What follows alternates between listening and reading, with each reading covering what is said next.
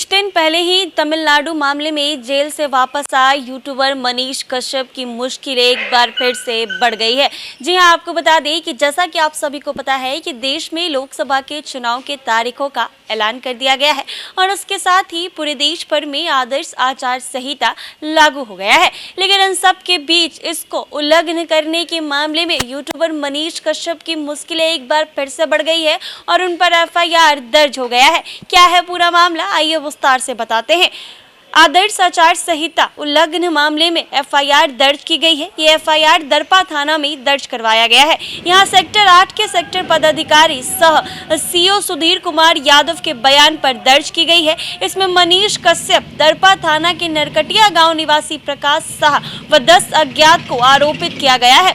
FIR के अनुसार सूचना मिली थी कि मनीष नरकटिया बाजार में 19 मार्च को चुनावी सभा को संबोधित करने वाले हैं। इसकी सूचना वरीय पदाधिकारी को देते हुए दरपा थाना अध्यक्ष उमाशंकर मांझी पुलिस बल के साथ नरकटिया बाजार पहुंचे। तभी मनीष कश्यप 2 गाड़ी से 10 लोगों के साथ वहां पहुंचे और नरकटिया बाजार निवासी प्रकाश शाह के घर के बरामदे में खड़ा होकर लोगों को संबोधित करने लगे। वह अपने पक्ष में वोट करने के लिए अपील भी कर रहे थे। तो वहीं यूट्यूबर मनीष कश्यप की सभा से आवागमन की बाधित हो गई।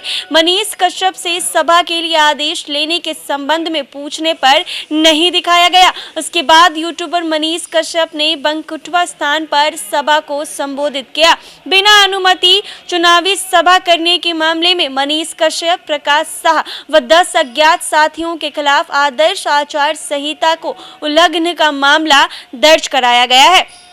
आपको बताते चले कि कुछ दिन पहले ही यूट्यूबर मनीष कश्यप ने पूर्व डिप्टी सीएम और आरजेडी मुखिया तेजस्वी यादव को खुली चुनौती दे दी थी। मनीष कश्यप ने कहा था, तेजस्वी यादव कह रहे हैं कि हम 4 लाख नौकरी दी है, तो मैं पूछना चाहता हूं कि 4 लाख से बिहार का पेट भर जाएगा क्या? हम स्टाम्प पेपर पर लिख कर देते हैं कि हम उनसे 4 गुना ज्यादा रोजगार देंगे। उन्होंने कहा है कि वो 20 लाख के स्टाम्प पर लिख कर दें और अभी भी 40 लाख के स्टाम्प पर लिख कर देता हूँ कि अगले 5 साल में 40 लाख रोजगार दूंगा। मनीष कश्यप ने आगे कहा कि मैं तेजस्वी यादव को खुली चुनौती देता हूं कि वो जिस पद पर जाएंगे और जितना रोजगार देंगे मैं उससे 4 गुना ज्यादा रोजगार दूंगा। तो कहीं ना कहीं यूट्यूबर मनीष कश्यप अक्सर तेजस्वी यादव से भिड़ते हुए नजर आते हैं। जेल जाने से पहले जब तमिलनाडु मामले में मनीष कश्यप फंसे थे तो भी उन्होंने तेजस्वी यादव को खुली चुनौती दे दी थी और कहा था कि वापस आने के बाद 150 दिनों के अंदर सरकार गिरा दूंगा। कहीं ना कहीं मनीष कश्यप ने तेजस्वी यादव को यह भी चुनौती दी थी